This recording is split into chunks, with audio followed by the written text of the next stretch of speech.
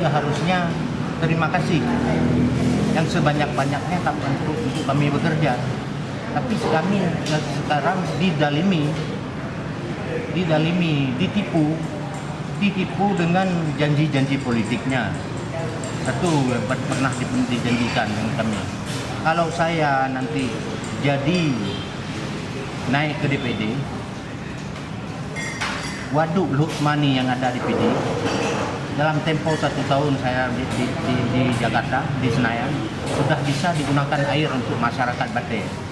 Jadi kami tim ini kan tergiur dan menjual kan dia ke kampung-kampung kan, kampung Batek itu menjual.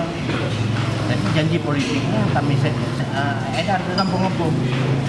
Yang kedua, kalau saya jadi nanti setahun, Jabal Gapur itu bisa di negeri. Tapi sampai sekarang itu cakap bohong semua rupanya. Tidak pernah terinjak situ. Tidak pernah dia ke Batek lagi. Dulu tiap hari dia pulang ke Sigli langsung ke Batek karena situ masyarakat ramai yang memilih dia situ. Harapannya, tapi sudah jadi hari ini tidak pernah sekalipun ke desa Batek. Kami dari tim Ghazali Abbas ini nama tim TRS, tim Rakan Setia. Hari ini tidak setia lagi. Namanya aja dulu setia. Tapi hari ini tidak setia lagi. Sudah dikhianati, betul-betul kami dikhianati. Dizalimi kami. Jadi kebetulan kami tiap dia pulang ke Sigli, kami ajak dia. Kami telepon ke Jakarta. Suka bang kalau pulang Sigli duduk dengan kami sebentar.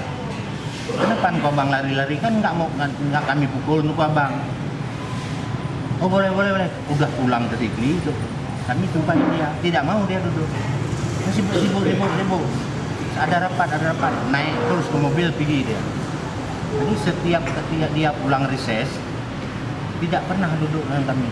Sampai hari ini tidak pernah duduk dengan kami, hampir habis jabatannya.